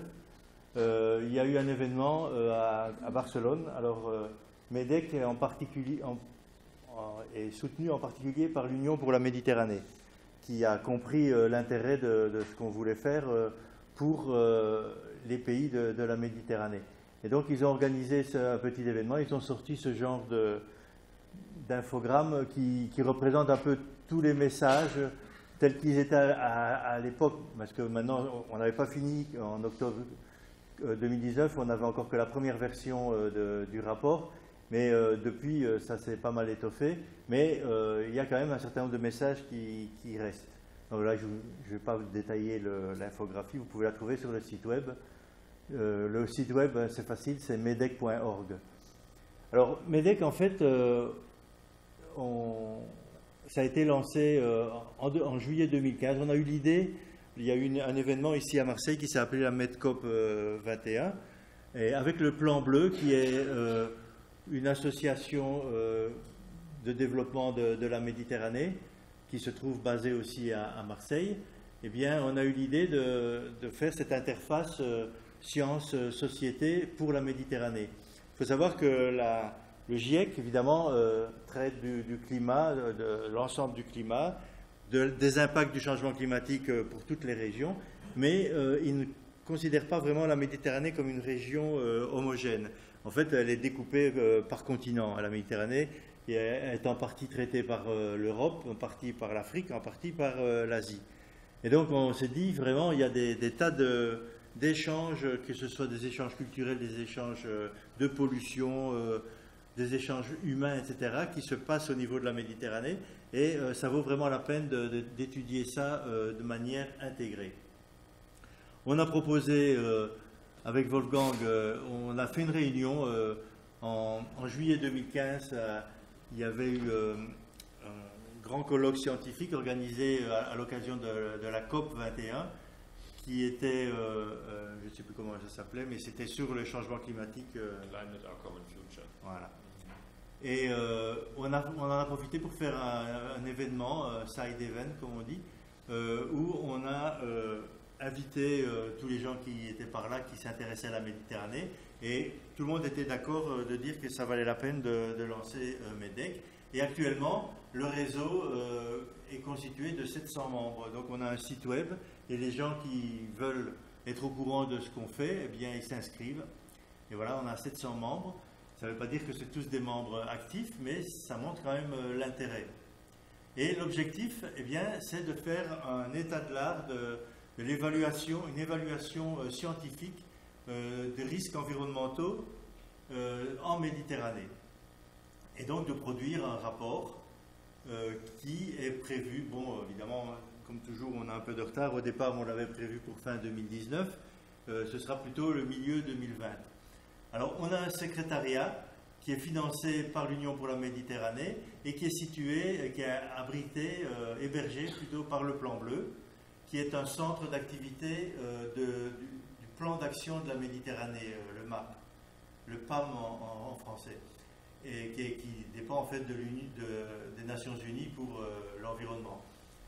Et donc, on peut dire que le plan bleu, avec l'Union pour la Méditerranée, eh bien, supporte vraiment MEDEC. Et c'est grâce à ça qu'on a pu avancer. C'est pour ça qu'on a pris un peu de retard, c'est qu'au début, ça a été un peu difficile de se faire reconnaître. Et le rapport, je ne vais pas vous détailler un peu tout l'historique. On a fait un certain nombre de réunions et finalement, on a choisi sur base de CV, donc les gens qui étaient intéressés à contribuer au rapport ont posé leur candidature avec une lettre de motivation, si vous voulez, leur CV, et avec un steering committee du MEDEC, eh bien, on a choisi les auteurs, les coordinateurs par chapitre et les auteurs, et ça fait à peu près 80 personnes qui ont travaillé sur ce rapport. Alors, voilà ici la distribution par pays des auteurs. On a essayé d'avoir un équilibre entre le nord et le sud. Bon, c'est pas parfait, hein, le nord domine encore quand même, malgré tout, avec 3 pays occidentaux qui dominent, l'Espagne, l'Italie et la France. Mais bon, on a quand même 32 auteurs sur les 85 qui viennent du sud et de l'est. Alors on a essayé de veiller aussi à l'équilibre du genre. On a 35% en fait d'auteurs femmes. Et sur les 16 coordinateurs, donc ceux qui coordonnent les différents chapitres, eh bien, il y en a 7. Donc contrairement à ce que vous pouvez penser en nous voyant, il n'y a pas que des hommes dans MEDEC, quoi, hein. Voilà. Et donc vous avez ici l'adresse du site web et vous pouvez avoir pas mal d'informations sur ce site. Entre autres, il y a des publications, un résumé d'une vingtaine de pages sur un cahier, si vous voulez, sur les premiers résultats. Et voilà le plan, pour vous montrer un peu les thématiques qui sont importantes pour la Méditerranée. Bon, évidemment, une introduction. Il y a un chapitre très important, ce qu'on appelle les drivers du changement. Ça peut être des drivers climatiques, ça peut être aussi l'utilisation des terres, la pollution, les plantes, pas que les plantes, les espèces invasives. Tout ça c'est traité dans ce chapitre-là, et c'est quelque chose qui est commun au chapitre 3, aux 3 composants du chapitre 3, où on étudie plus particulièrement les impacts du changement sur les ressources, l'eau, l'alimentation, l'énergie, sur les écosystèmes marins et continentaux et les services écosystémiques. Alors un chapitre plus sociétal sur le développement, la santé et la sécurité humaine. Et finalement, il y a le dernier chapitre, là il y a une partie qui est mangée ici, qui est sur les risques futurs et la façon de construire la résilience. Donc voilà ce rapport qui va donc bientôt sortir. Et voilà, ici vous avez les sponsors, l'Union pour la Méditerranée, le Plan Bleu, le Programme des Nations Unies pour l'environnement. Et en fait, derrière l'Union pour la Méditerranée, ce qui nous finance, c'est l'équivalent de l'AFD en Suède, le SIDA, ça s'appelle en raccourci. Et puis alors, on a eu toute une série d'aides pour différents événements, parce que ça demande quand même pas mal de réunions. Et donc on a l'ADEME, Mistral, qui est un programme de recherche du CNRS, le LABEX OTEMED, en fait nous faisons partie tous les deux de ce LABEX. C'est un laboratoire d'excellence sur le changement climatique et les risques naturels en Méditerranée, qui a été lancé en 2012 et qui se termine cette année-ci. Et on peut dire que ce MEDEC, c'est un des produits de ce LABEX. Évidemment, on a été soutenu par l'université, par Monaco. Il y a le programme... Non, c'est... le programme...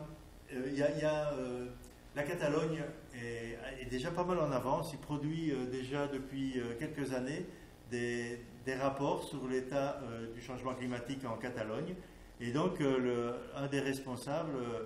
fait partie du steering committee et donc on a quand même bénéficié pas mal de leur aide également. et puis la métropole, etc., selon les événements, et l'IRD également. Voilà, et voilà, Wolfgang a rassemblé quelques tableaux de Van Gogh pour illustrer MEDEC. Voilà. Et enfin, pas que MEDEC.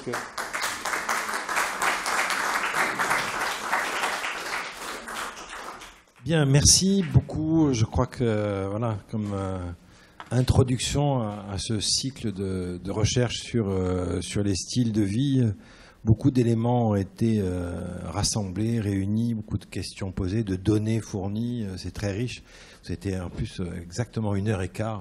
Félicitations pour votre rectitude scientifique et temporelle. Et donc nous avons là, on va se donner un temps pour échanger, pour poser des questions à partir de votre présentation. Autour des questions qui se posent. Dans le dictionnaire de la Méditerranée, d'ailleurs, un des auteurs qui est chez vous,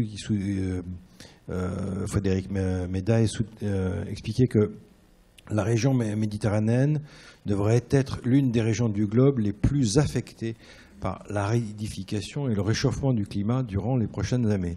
Et donc, ça, c'était une hypothèse. Et donc là, à vous lire, il semble que cette hypothèse est malheureusement confirmée et que ce monde fait d'entre-monde, qui est le monde méditerranéen, apparaît comme particulièrement fragile. Donc peut-être que j'aimerais que vous disiez, comme première question, avant de passer à la salle, sur justement cette idée de fragilité du monde méditerranéen par rapport à d'autres mondes, puisqu'évidemment, l'analyse de l'impact, vous avez beaucoup parlé du rapport du GIEC, se joue à l'échelle internationale. Mais bon, je trouve que c'est intéressant justement d'avoir pris cette échelle méditerranéenne pour l'analyser à travers les différents éléments. Et puis peut-être de la fragilité à zoomer un peu sur notre région, puisque qu'est-ce qui se joue en Camargue, qu'est-ce qui se joue à Marseille ou sur le littoral de la Provence, voilà, d'essayer de comprendre un peu mieux ce qui nous attend là et qui est évidemment, puisque votre présentation n'est pas du tout simplement statistique ou factuelle ou passive, est une invitation pour le coup, on a mis un grand point d'interrogation sur changer nos modes de vie. À vous écouter, on sait clairement que nos modes de consommation alimentaire, de production de l'énergie, etc., de se déplacer et de vivre tout simplement, doit se transformer. Alors, je ne sais pas qui est-ce qui veut répondre à ces deux questions. Donc, une sur la fragilité singulière du monde méditerranéen et l'autre un zoom un peu sur nos territoires les plus proches et de savoir un petit peu comment vous les appréhendez, comment on pourra en savoir un peu plus. Je vous laisse le micro, comme ça on vous entendra mieux. Oui, merci. J'ai vraiment envie de répondre tout de suite à cette question et peut-être pas dans la façon que vous l'attendez. Déjà, il faut dire, Fred Médaille, c'est une collègue et amie très, très proche et j'apprécie beaucoup son travail scientifique. Et j'entends aussi d'autres dire que la Méditerranée, elle est tellement spéciale, elle est plus fragile, elle est un biodiversity hotspot, tout ça c'est vrai. Mais allez-y expliquer à un paysan en Bangladesh ou à un Inuit qui ne peut plus faire la chasse parce qu'il n'y a plus de glace sur son fjord, aux gens en Afrique subsaharienne, allez-y expliquer à eux que, vous voyez, c'est bien mal chez vous, mais c'est pire chez nous. Je veux dire, quel argument que c'est ? C'est complètement ridicule. Il n'y a aucune base par laquelle on peut faire une comparaison de la souffrance de les populations dans une région par rapport à une autre. Le fait, c'est qu'on a un problème global. On a beaucoup dans le monde des populations qui sont directement affectées. Et plus qu'ils sont pauvres, plus qu'ils sont affectés. C'est un point que je n'ai pas encore fait suffisamment. Ce qui est peut-être particulier avec la Méditerranée et ce qui nous intéresse scientifiquement, au moins, quand même, c'est que la Méditerranée, elle est une belle modèle, un beau modèle pour ce qui se passe au niveau planétaire. Cette analyse comparée. Oui, exactement. On peut observer les mêmes inégalités nord-sud au niveau de la Méditerranée quand on observe à l'échelle planétaire, et on voit les mêmes mécanismes. On voit le problème des réfugiés, évidemment. On voit que certaines populations sont plus affectées que d'autres. On voit aussi qu'une très très grande inégalité au niveau des connaissances scientifiques, qui est très importante, qui est bien notée en Afrique maintenant, où on s'interroge vraiment pourquoi toutes les recherches sont faites en Europe et en Canada et aux États-Unis et très peu chez eux. Donc non, je ne serai pas d'accord que la Méditerranée est particulier ou pire impactée que d'autres régions du monde. C'était dit sur l'aridification et le réchauffement. Oui. Vous avez cru lire dans vos publications, notamment dans un article, que l'accélération du changement climatique était peut-être un des lieux où ça se voyait le plus sensible. Toutes les régions arides, en fait, souffrent plus que les régions humides. Et la Méditerranée, c'est une région aride ou semi-aride. Donc, voilà. Effectivement, mais faire une comparaison, effectivement, ici, on a un réchauffement de 1,5 degré, comme on l'a montré tout à l'heure, mais sur les régions arctiques, c'est 3 degrés. Donc, c'est quand même encore plus grave pour eux, quoi. Enfin bon, on ne va pas faire une comparaison de nos misères respectives. Par contre, pour revenir au niveau local, on n'en a pas parlé, mais on a justement fait un groupe également d'experts sur le changement climatique pour la région PACA qui s'appelle le GREC Sud et qui justement publie des cahiers sur les impacts, qui fait un travail un peu équivalent, mais pour la région PACA et qui est financé par l'ADEME et par la région. Et il y a le site du GREC Sud, vous pouvez trouver aussi sur le web, on a déjà sorti à peu près 8 cahiers pour différents aspects, l'agriculture, le littoral, la mer, etc. Sur ça, quoi. Et donc, effectivement, il y a certains problèmes qui sont à l'échelle méditerranéenne qu'on va retrouver au niveau du local. Par exemple, la montée du niveau de la mer, c'est évidemment quelque chose d'important pour la Camargue, la destruction des zones humides également. Il y a aussi le littoral varois qui est aussi à basse altitude. La région d'Hyères est également à basse altitude. Ils continuent à construire d'ailleurs en bord de mer, ce qui posera des problèmes dans certainement pas très longtemps. Les îles, oui, bon, les îles, mais je parle surtout du littoral du côté d'Hyères, qui est vraiment, on définit encore des zones à bâtir vraiment sur le bord de la mer, quoi. Alors qu'on maintenant, il y a 20 ans, on ne le savait pas, ou on faisait comme si on ne le savait pas, et maintenant on le sait, mais malgré tout, on continue à le faire. Donc c'est quand même assez grave comme comportement. Et alors, ce qu'on a dit sur l'agriculture, sur l'eau, etc., c'est moins grave que dans le sud de la Méditerranée, mais il y a des problèmes. Ils sont peut-être moins graves ici, parce qu'on a l'eau des Alpes qui nous alimente abondamment. Donc, voilà. Enfin, on ne va pas faire le tour de tous les problèmes pour la région PACA, mais c'est pour dire simplement qu'on fait aussi ce genre de synthèse à l'échelle locale et que c'est vraiment important pour donner une information accessible aux décideurs. Je prends le deuxième micro. Si tu veux commencer tout à l'heure, est-ce qu'il y a des demandes de questions, de réactions? Marco Cefolini, résident de l'IMERA. Merci. D'abord, je m'excuse, je suis chimiste, donc je ne suis pas un expert du climat, machin, mais j'ai des questions. Je veux commencer avec une question. Donc, je voulais vérifier que que j'ai bien compris ce que vous disiez tout à l'heure, que dans la région polaire, la température augmente plus rapidement 3 degrés par rapport à 1 degré et demi, disons, dans la zone tempérée. J'ai bien compris ça. Est-ce qu'on sait pourquoi la température augmente plus rapidement dans les zones polaires? Oui, c'est lié en partie à la modification de la surface, ce qu'on appelle l'albédo. Plus la surface est claire, plus elle réfléchit du soleil. Et donc, ce qui se passe, c'est que la toundra est partiellement remplacée par des arbres. Et donc, la couleur des arbres elle est plus foncée que la couleur de la toundra parce que les arbres ne sont pas recouverts par de la neige. C'est tout des processus liés à l'albédo essentiellement qui poussent dans cette direction. Oui. Ce qu'on appelle l'amplification arctique. C'est quelque chose de traditionnel. Quand on remonte dans le passé, dernier maximum glaciaire, il y a 20 000 ans, eh bien, les régions arctiques étaient beaucoup plus froides que les régions tempérées. je continue avec une question ou dites-moi si je monopolise la discussion. Donc, mais impeccable. Une autre question à propos de l'agriculture. Donc, au point de vue chimique, ça serait logique de penser que l'augmentation de la température, l'augmentation du CO2 de l'atmosphère devrait favoriser la puissance des plantes. Est-ce vrai ou ce n'est pas vrai que les plantes poussent plus rapidement dans ces conditions climatiques que dans des conditions climatiques avec moins de CO2 et moins de température?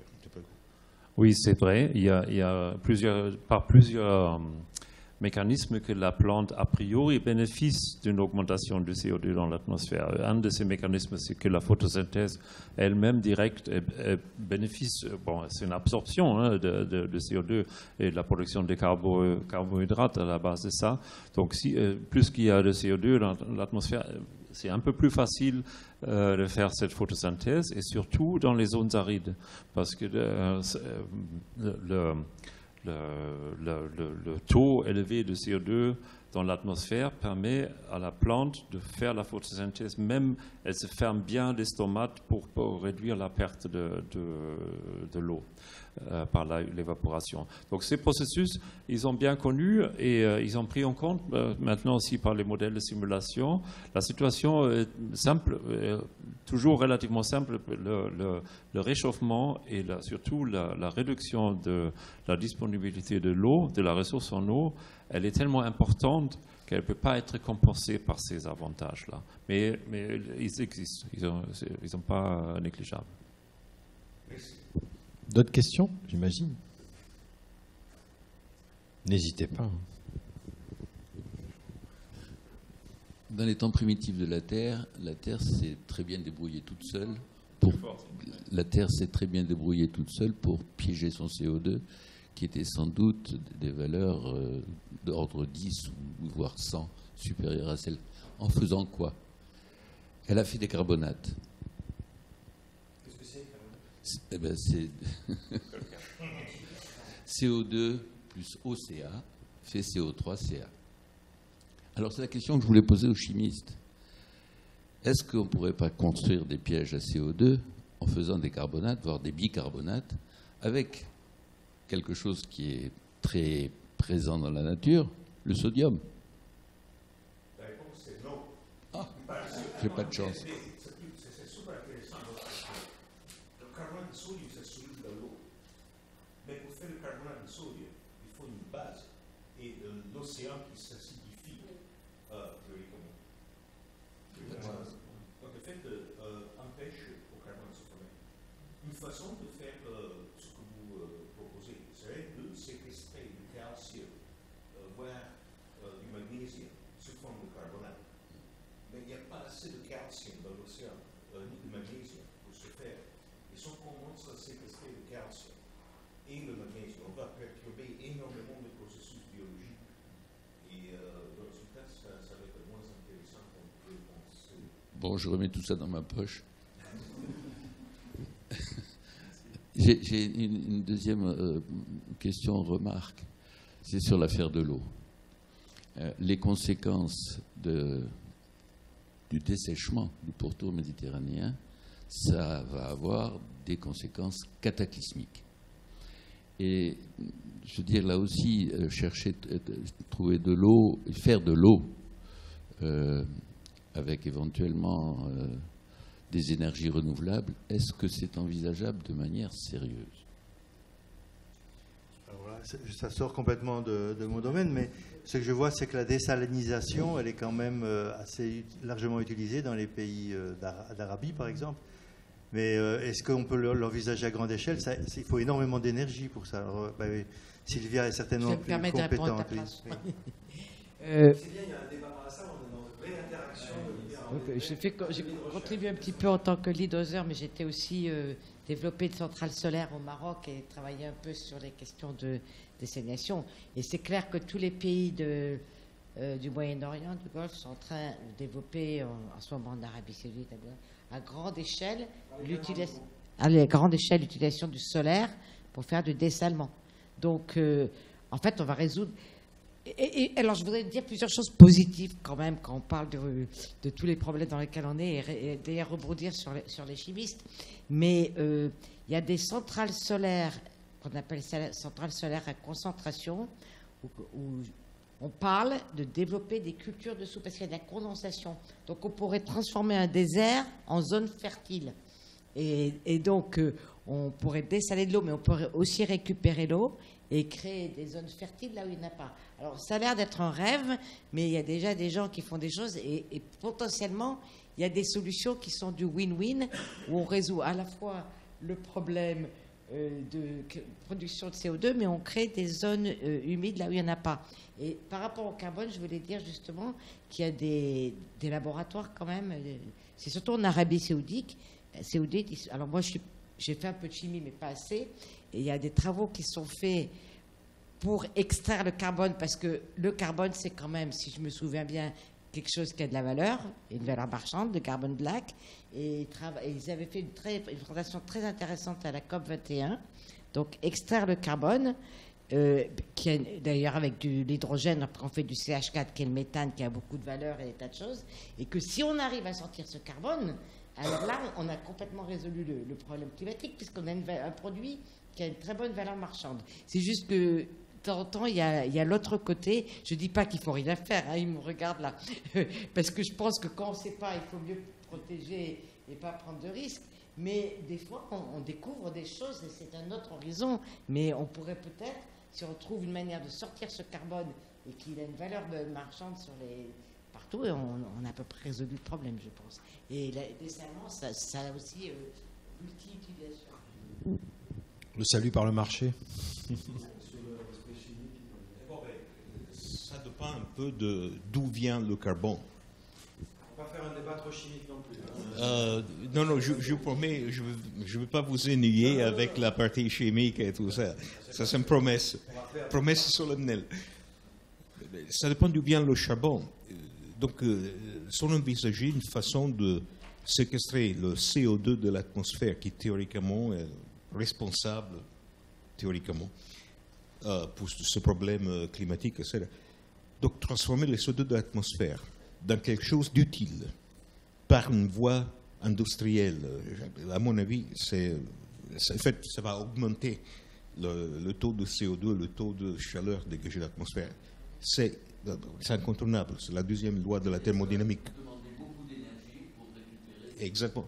C'est incontournable. C'est un truc qui s'appelle la deuxième loi de la thermodynamique. Impossible de la contourner. Voilà. Mais donc, je pense que ce que vous disiez tout à l'heure, ça c'est la création d'hydrogène ou d'autres choses de valeur par des réactions d'hydrocarbures, par exemple le méthane, avec de l'eau. Ça, c'est autre chose. Donc, ça dépend un peu du contexte. D'où vient exactement ce carbone? D'autres questions? Je vais sortir du débat chimique, je vais vers la physique plutôt. Et, bon, en tant qu'expérimentateur, je sais bien comment c'est compliqué de mesurer la température d'un système.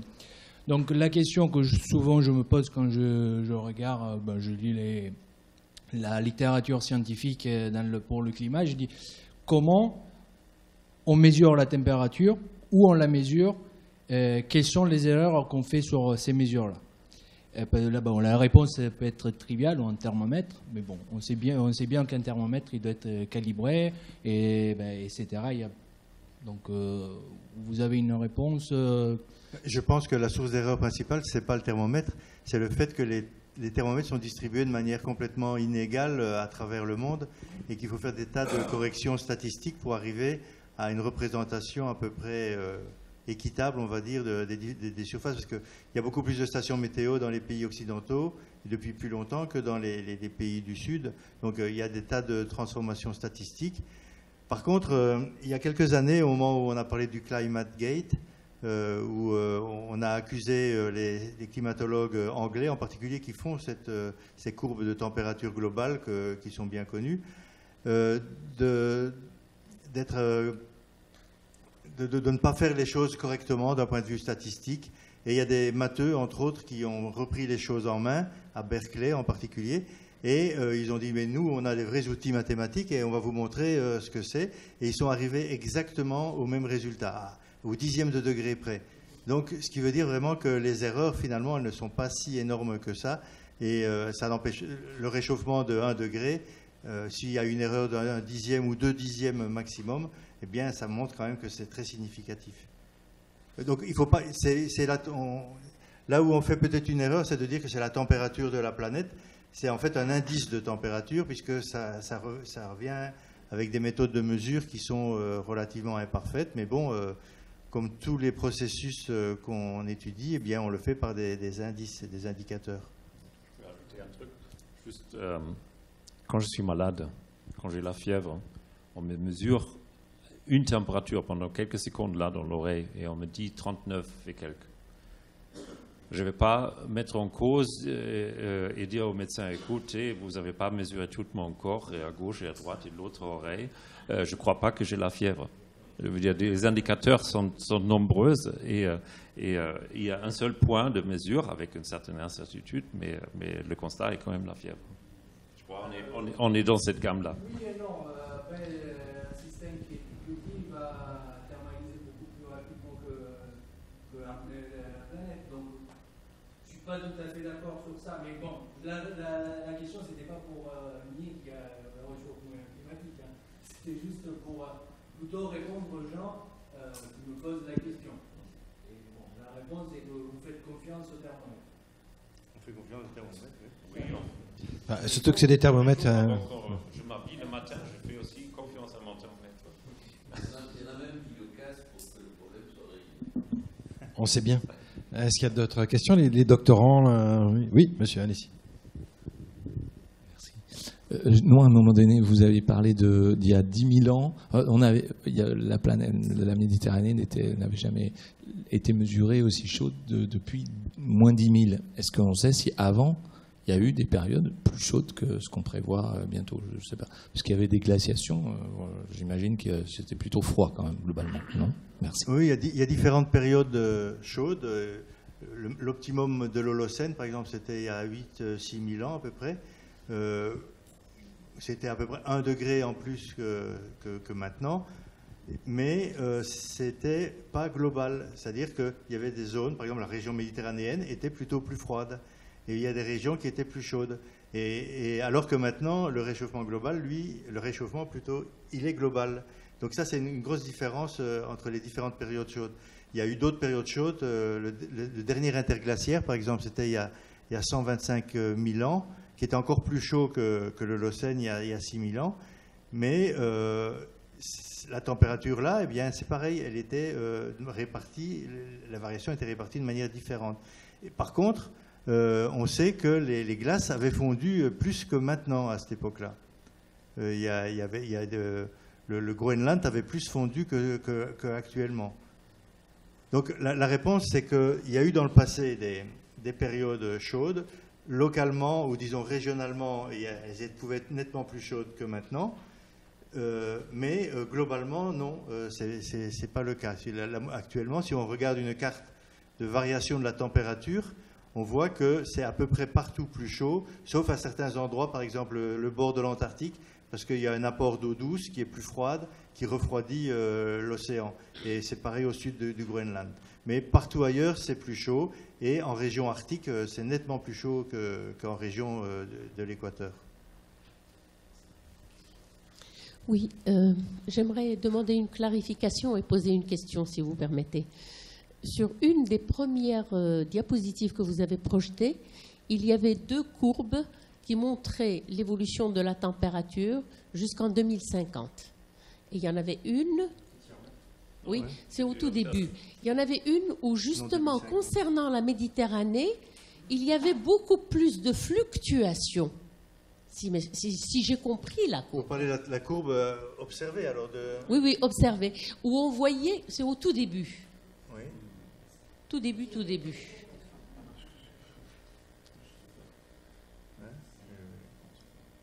Bien avant. Allez-y.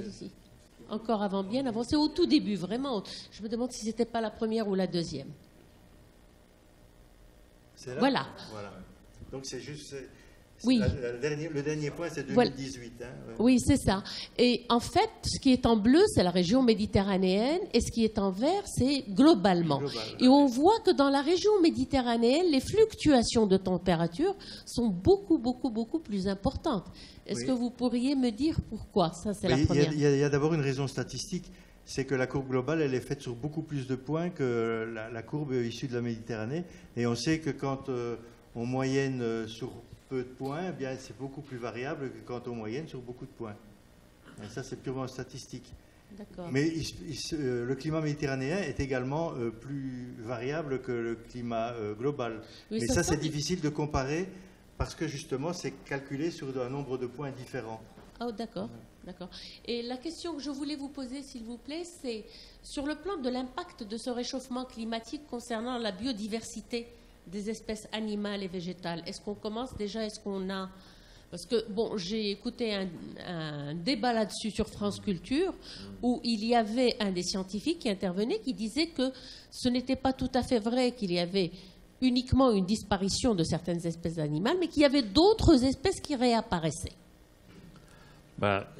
Il fait partie de l'évolution qu'il y a toujours des espèces qui réapparaissent. C'est toujours, ça peut pas être autrement. L'évolution produit tout le temps de nouvelles espèces. Mais ce qu'on observe actuellement, c'est que le taux de disparition des espèces par rapport à l'émergence des nouvelles espèces, je ne sais pas, il est 100 ou 1000 fois plus élevé, il est beaucoup plus élevé que c'était le cas sur une planète sans activité humaine. Et je dis explicitement activité humaine parce que l'activité humaine, elle joue sur l'évolution et sur la biodiversité, pas seulement par le climat. Le climat, c'est un facteur très important, mais un autre, comme je l'ai montré, c'est aussi l'utilisation des terres, c'est la monoculturisation des systèmes agricoles, c'est la surpêche, c'est plein d'autres facteurs.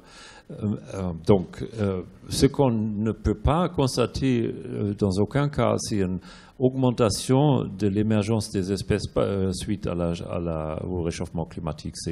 On n'est pas du tout dans les échelles de temps où ça pourrait être observable, mesurable. Là, on est dans quelques décennies où tout ce réchauffement se joue et on ne peut pas observer de nouvelles espèces arriver par l'évolution. Ce qui arrive, c'est des espèces qui se déplacent. Et en Méditerranée, c'est le grand impact du canal de Suez. En coopération, disons, avec le réchauffement, le canal de Suez, il permet de beaucoup des espèces de mer de l'océan Indien d'arriver en Méditerranée. Donc pour nous ici, ce sont des nouvelles espèces, mais ce ne sont pas des nouvelles espèces à la planète. Et en plus, ils mangent les anciennes espèces qu'on aimerait bien garder ici. Moi, j'ai une question un peu synthétique, puisque vous avez parlé des possibilités au fond d'intervention, de changement, de retourner d'atténuer la courbe, enfin avec plusieurs hypothèses. Et donc si on se projette à l'échelle de la Méditerranée, faire peut-être une synthèse dans la synthèse, enfin quels sont les 4 ou 5 leviers ou priorités qui vous paraissent s'affirmer à cet égard, et de ce point de vue, celles qui pourraient aussi concerner plus largement, dans cette perspective-là, la question des modes de vie, puisque c'est celle que l'on essaie de questionner ici. Bon, alors je vais commencer. Je pense que c'est valable partout dans le monde. La première chose à faire, c'est les économies d'énergie. Ça, c'est limiter le gaspillage, isoler, utiliser les transports en commun. Tout ça, ça va conduire à une diminution de la consommation d'énergie, et c'est valable en Méditerranée comme ailleurs. Et ensuite, il faut changer le type d'énergie qu'on utilise. Donc il faut supprimer le plus vite possible tout ce qui est fossile, donc charbon, pétrole, gaz. Et on sait que le sud de la Méditerranée, qui est producteur, en particulier Algérie, est producteur de gaz naturel, par exemple. Donc ça va être plus difficile, évidemment. Donc, par contre, ils ont aussi beaucoup plus de potentialité avec les énergies renouvelables, puisque on voit par exemple, il y a une centrale à concentration solaire au Maroc, à Nour, près de Ouarzazate. C'est quand même intéressant de voir que le Maroc a été pointé comme étant un des pays qui faisait le plus d'efforts pour lutter contre le changement climatique. Donc il y a aussi des possibilités comme ça. Et puis après, les autres possibilités, c'est changer notre mode de vie, notre mode de consommation, ce que Wolfgang a expliqué, et je pense qu'il le dira beaucoup mieux que moi. Oui, c'est-à-dire que le régime alimentaire semble être une dimension assez majeure. Ouais, Il y a eu un film produit sur justement la consommation animale qui serait absolument déterminante dans l'impact. Oui, mais comme je l'ai dit, elle fait partie d'une alimentation équilibrée. Elle peut le faire, et les systèmes méditerranéens montrent que c'est possible. Évidemment, on ne veut pas exporter le modèle méditerranéen forcément à tout le reste du monde. Mais ce que j'aimerais bien dire au niveau plus génériquement politique, c'est que une grande partie de la population méditerranéenne et un grand nombre des pays autour de la Méditerranée sont quand même des pays riches. Et tous ces pays riches, actuellement, ne sont pas du tout en mesure de leur engagement par rapport à l'accord de Paris. Souvent, les gens argumentent, bah oui, c'est trop cher de s'engager à ce point-là. Ou d'abord, la Chine doit réagir et pas nous. Il y a plein d'excuses. Mais en réalité, la Méditerranée pourra se voir comme un modèle, comme une zone exemplaire au niveau mondial, où on montre que c'est possible de déjà aller vers le zéro carbone.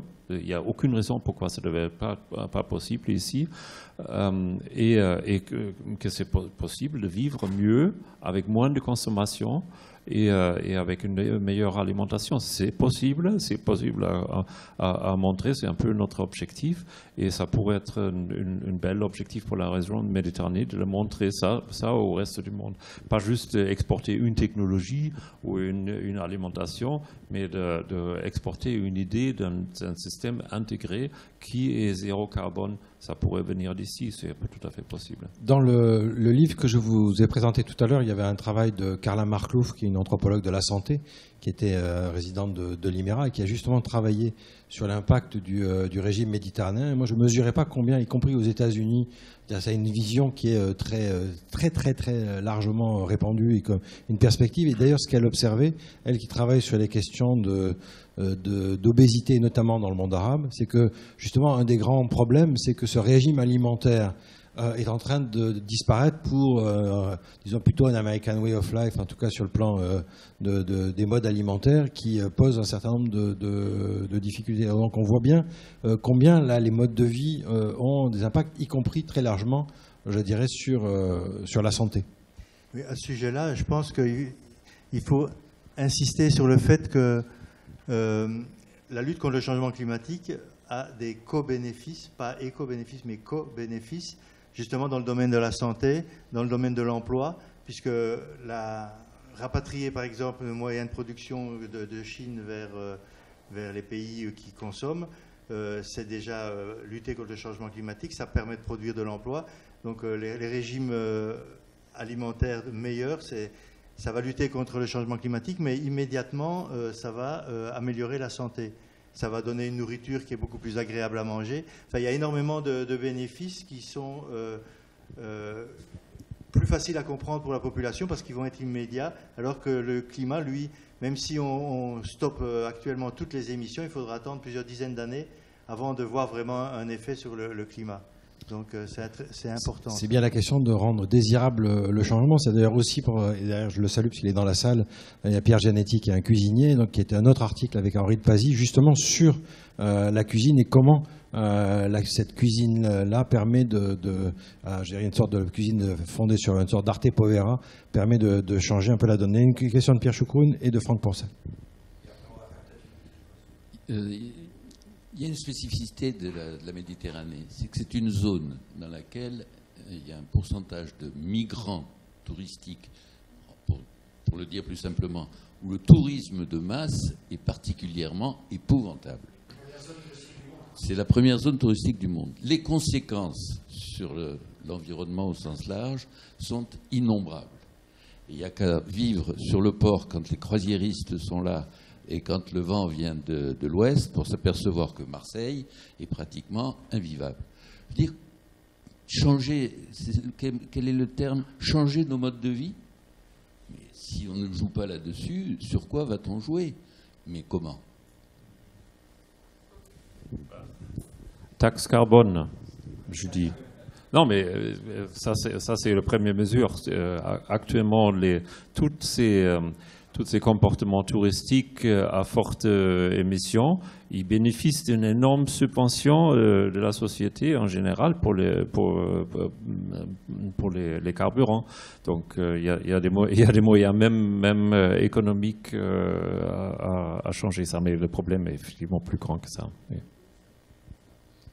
Oui, ma question elle est dans ce sens-là aussi, sur le tourisme de masse, par rapport à l'agrotourisme dont vous parliez, vous disiez les bienfaits de l'agrotourisme, mais elle est loin d'atteindre le tourisme de masse. Moi, juste la question que je voulais vous poser, c'était par rapport, quand vous parliez de population dans la Méditerranée, est-ce que vous teniez compte justement de ce tourisme de masse qui, une grande partie de l'année, augmente je ne sais pas combien de pourcentage, mais c'est énorme, quoi, en fait. Dans les infrastructures aussi, hein, puisque vous parliez aussi des bâtiments qui sont en train de se construire dans la région, sur les bords de mer, etc. On voit la Catalogne, comment elle a été aménagée justement pour ce tourisme de masse, mais pas que. Non, nous-mêmes, on ne fait pas des études sur le tourisme, mais il y a une grande littérature scientifique là-dessus.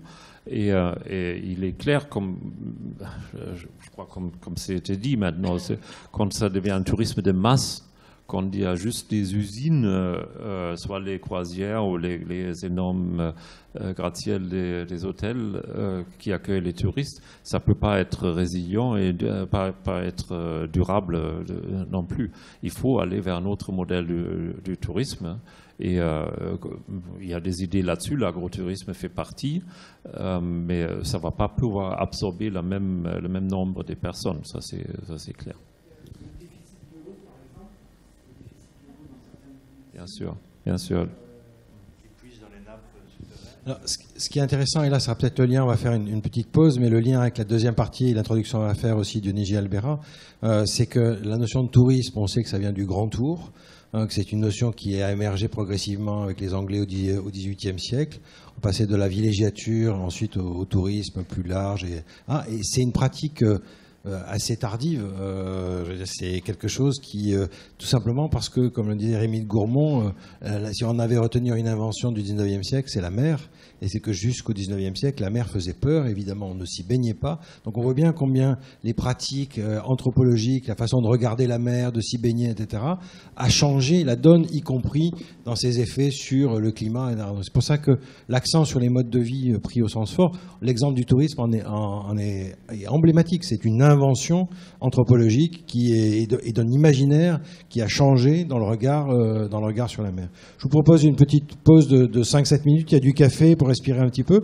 Et ensuite, deuxième partie de notre... Merci encore à Joël Guyot et Wolfgang Kramer. C'était magnifique.